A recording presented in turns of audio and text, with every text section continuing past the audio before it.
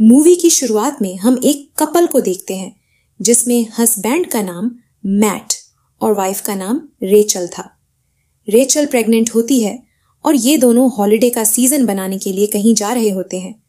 पर जब ये थोड़ा आगे जाते हैं तो यहाँ पे देखते हैं रास्ता ब्लॉक है। तभी दोस्तों यहाँ पे मैट दूसरी तरफ गाड़ी को मोड़ लेता है।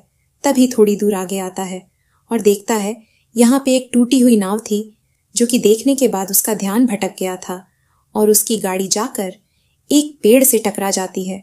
इनकी किस्मत तो यहाँ पर बहुत अच्छी थी, इस वजह से इन दोनों को यहाँ पर कुछ भी नहीं होता है। लेकिन दोस्तों इनकी गाड़ी पूरी तरीके से खराब हो जाती है। तभी दोनों डिसाइड करते हैं कि पैदल ही आगे जाएं ताकि ये लोग किसी से मदद ले सके। फिर ये दोनों हस्बैंड वाइफ इस जंगल की ओर आगे बढ़ने लगते हैं। लेकिन दोस्तों रेचल प्रेग्नेंट थी, वो इसीलिए उसको चलने में बहुत ज्यादा दिक्कतें हो रही थी। तभी मैट को एक आइडिया आता है और वह पेड़ पर चढ़ जाता है मोबाइल में सिग्नल लाने के लिए। ऊपर चढ़ने के बाद उसे सिग्नल तो नहीं मिलता, लेकिन थोड़ी ही दूर के बाद एक फार्म दिखाई देता है। तभी वो रेचल को लेकर उस फार्म की तरफ चल देता है ताकि दोस्तों इसको कुछ मदद मिल सके। दोस्तों ये काफी देर चलते हैं और चलते चलते इनको वही फार्म तक कैसे भी करके पहुंच जाते हैं।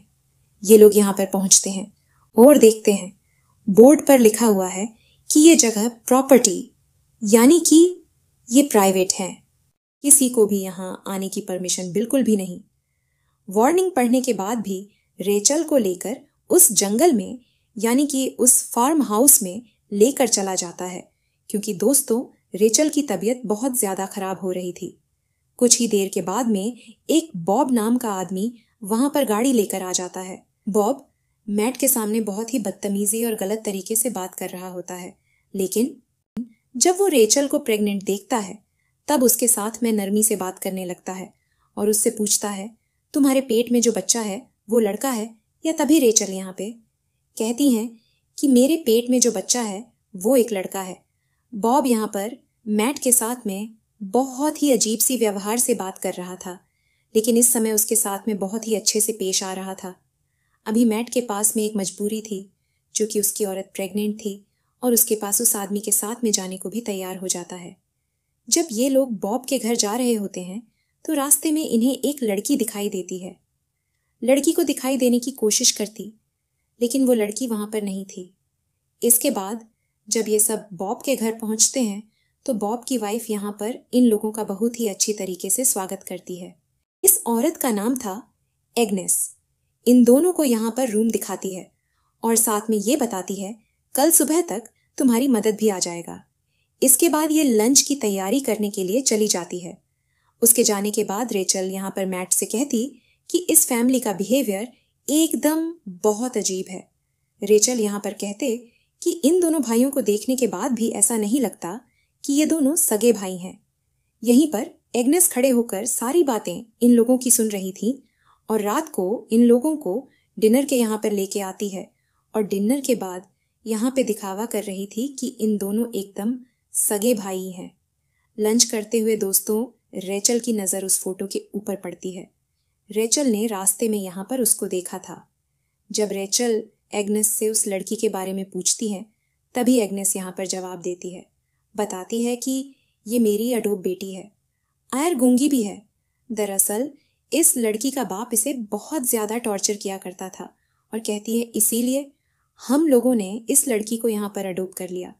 तभी रात में रेचल जब सो रही होती है तभी अचानक उसे भयानक सपना आता है और उसकी आंख खुल जाती है।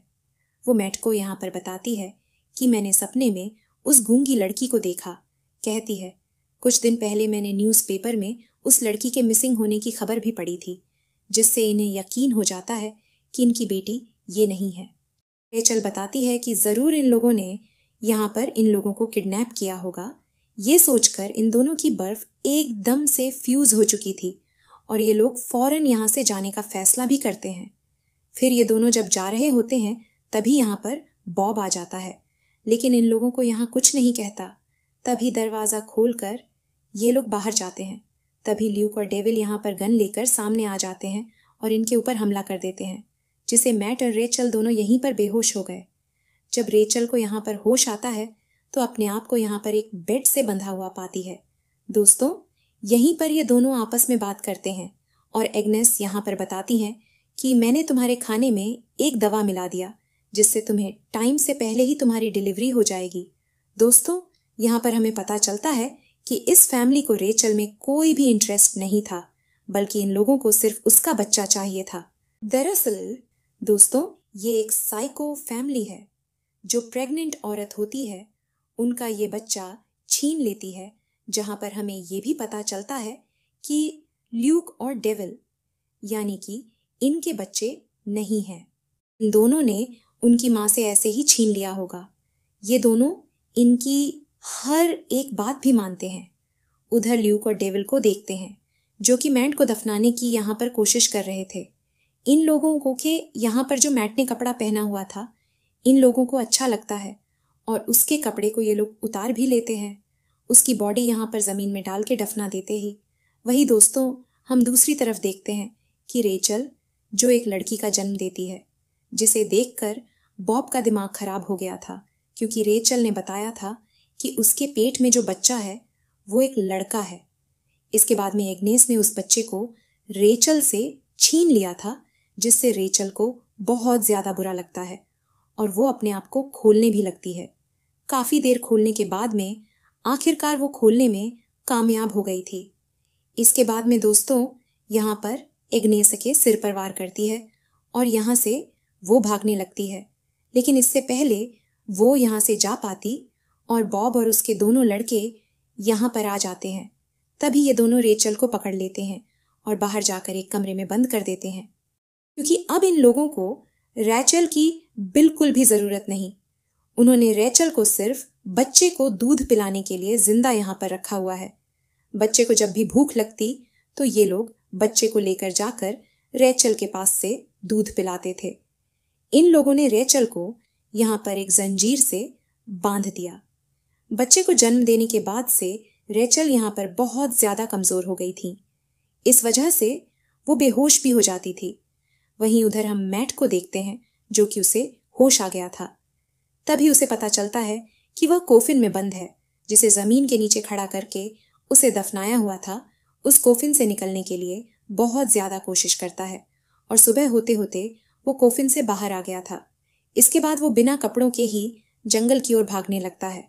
तभी दो आदमी दिखाई देते हैं जो कि जंगल में घूमने के लिए आए थे। मैट इन लोगों से अपने साथ में हुए हादसे के बारे में बताता है। दोस्तों, तभी इन दोनों को यहाँ पे लगने लगता है कि ये शायद पागल है। इस वजह से ये लोग मैट की बात को ज्यादा सीरियस नहीं लेते। तभी मैट का दिमाग खराब होता है और इन दोनों पर हमला करके पेड़ के नीचे बांध देता है। जिसके बाद मैट इन लोगों में से एक आदमी का कपड़ा पहनकर यहाँ से चला जाता है। जाते जाते चाकू को इन लोगों को देके जाता है ताकि ये लोग अपने आप को खोल सके। जब रेचल को होश आता है तो उसी के सामने वो गूंगी लड़की काएं देखती है और वह उससे कहती है, प्लीज मेरी मदद करो। लेकिन फेथ उसकी बात नहीं सुनती और वहां से चली जाती है। कुछ देर के बाद ल्यूक और डेविल रेचल के पास आते हैं और उसके साथ में यहाँ पर जबरदस्ती करने की कोशिश भी करते हैं। तभी हम यहाँ पर मैट को देखते हैं जो कि वो भी यहाँ पहुंच चुका था। वो मैट को सेठ की तरफ उसे इशारा करती है। तभी मैट उसी दिशा में निकल जाता है जिस दिशा में उसकी बीवी बंद थी। मैट यहाँ पर पहुंचने के बाद देखता है कि उसकी बीवी के साथ में जबरदस्ती करने की कोशिश कर रहे थे। मैट यहाँ पर इन लोगों पर टूट पड़ता है और इन लोगों को बहुत दूर भेज देता है, ये मार मार कर। इसके बाद में जब यहाँ से रेचल को लेकर वो जा रहा था तभी यहाँ पर बॉब गन लेकर बाहर आ जाता है। बॉब यहाँ पर देखता है उसके दोनों बेटे मरे हुए थे और उसका बहुत ज़्यादा दिमाग खराब था। इस वजह से बॉब मैट के ऊपर भी गोली चला दी। तभी मैट रेचल से कहता है कि तुम फौरन ही यहाँ से भाग जाओ। रेचल यहाँ पर मैट को अकेला छोड़कर नहीं जाना चाहती थी। तभी बॉब रेचल के सिर पर वार करके उसे बेहोश कर देता है। इसके बाद जब रेचल होश में आती है तो वह खुद को एक जंजीर से बंधा हुआ पाती है, जहां पर दोनों मिलकर जंजीर तोड़ देते हैं और बाहर निकल जाते हैं। इसके बाद रेचल घर के अंदर जाती है, अपने बच्चे को ढूंढने लगती है। वहीं हम दूसरी तरफ देखते हैं बॉब और उसकी वाइफ अपनी बच्चे को दफन करने में लगी हुई है। एग्नेस यहाँ पर बहुत ज्यादा दुखी थी, इसलिए वह घर जाने से मना कर देती है। बॉब अकेला ही घर की तरफ आने लगता है। उधर घर में रेचल को अपनी बेटी मिल जाती है। इसे लेकर वह भागने वाली थी, लेकिन तभी अचानक से बॉब आ जाता है और गन पॉइंट पर ले लेता है। तभी रेचल यहाँ पर झूठ बोल देती है, कहती कि मैं तो अपने बच्चे को यहाँ पर दूध पिलाने के लिए आई हूँ और दूध पिलाने के बाद में तुरंत अपने घर में वापस चली जाऊंगी। बॉब जैसे ही गन को नीचे रखता है, तभी अचानक एक हाथ में रेचल छुरा लिया होता है और वह तुरंत उसके पेट पर वार कर देती है, जिससे बॉब की जिंदगी का बल्ब यहीं बुझ जाता है। इसके बाद रेचल बॉब का फोन लेती है और पुलिस को कॉल करती है, लेकिन रेचल यहाँ पर कॉल करने के बाद पुलिस को सही जगह नहीं बता पा रही थी, क्योंकि उसे इस जगह के बारे में कुछ भी पता नहीं था। दूसरी तरफ हम देखते हैं कि बॉब की पत्नी यहाँ पर आ रही है। तभी वह सेठ के दरवाजे को खुला देखती है, जिससे उसे समझ आ जाता है कि जरूर रेचल घर के अंदर ही होगी। इसी वजह से घर के अंदर जाने के बावजूद वे चारों तरफ घर के बाहर बंदूक लेकर घूम रही थीं। इधर ये दोनों भागने के लिए तैयार थीं।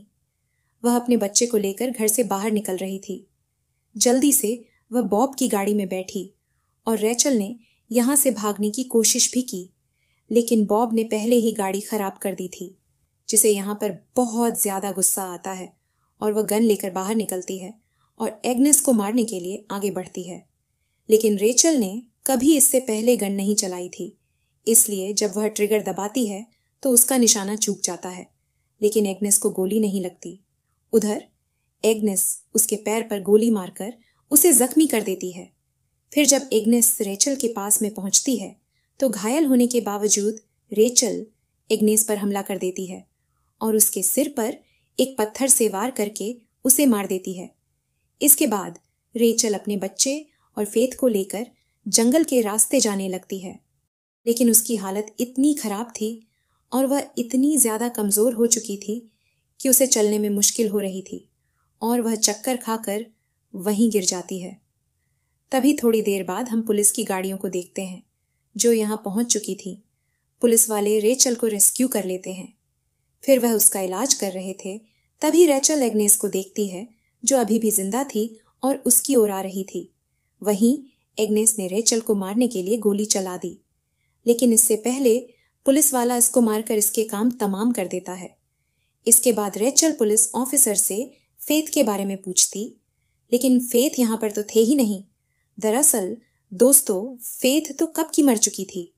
ये सिर्फ फेथ की आत्मा थी जो कि रेचल की मदद कर रही थी।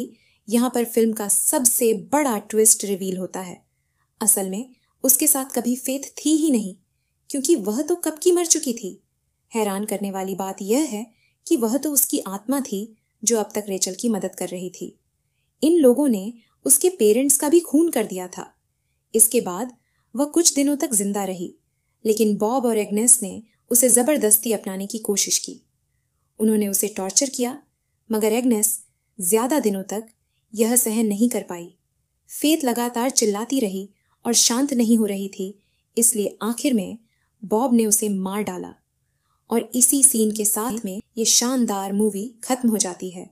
दोस्तों, हम आपके लिए ऐसे इंटरेस्टिंग मूवी एक्सप्लेन करते रहेंगे, तो फन टुडे चैनल को सब्सक्राइब नहीं किया तो चैनल को सब्सक्राइब जरूर कर लेना।